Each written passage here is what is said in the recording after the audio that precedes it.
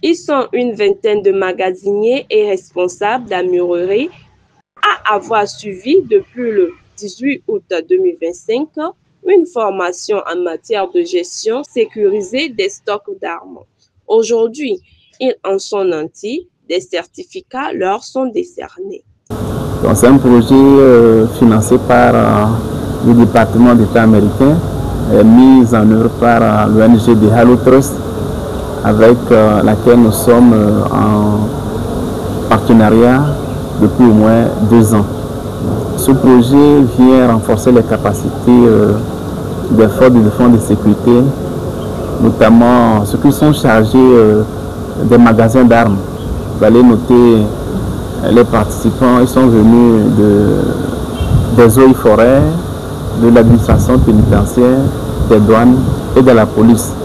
Donc ce sont 16 unités paramilitaires qui ont été conviées pour prendre part à cet atelier qui a abordé plusieurs thématiques, notamment comment gérer les armes et munitions de petit calibre et quelles sont les responsabilités des magasiniers et celles d'un chef de magasinier. Donc chacun a su à peu près le rôle qui est le sien dans la gestion de ces armes et les mesures de sécurité qu'on doit adopter lorsqu'on est dans un magasin, lorsqu'il faut servir des armes aux éléments, comment intégrer une arme, comment arranger une arme. Donc ce sont ces modules-là qui ont été dispensés au profit justement de nos agents qui ont été conviés pour la circonstance.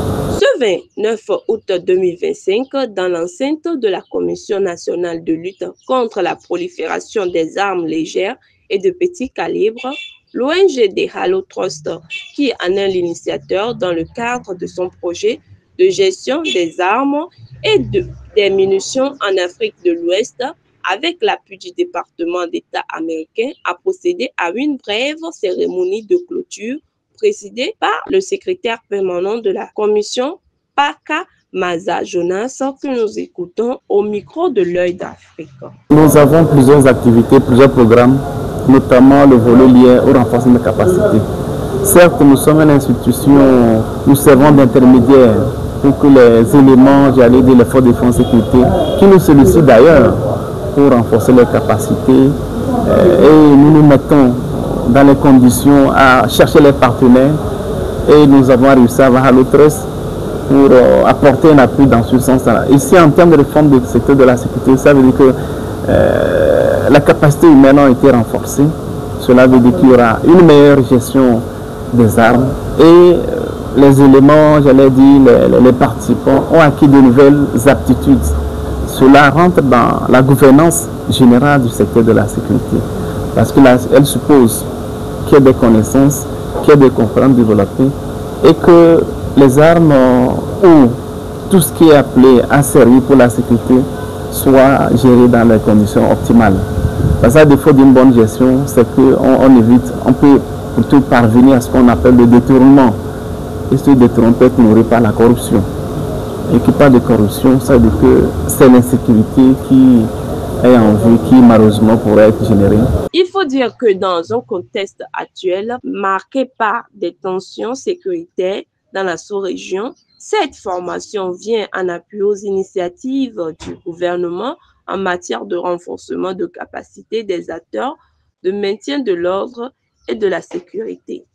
Au regard du contexte sécuritaire de la sous-région, je crois que l'accent doit être mis sur l'humain.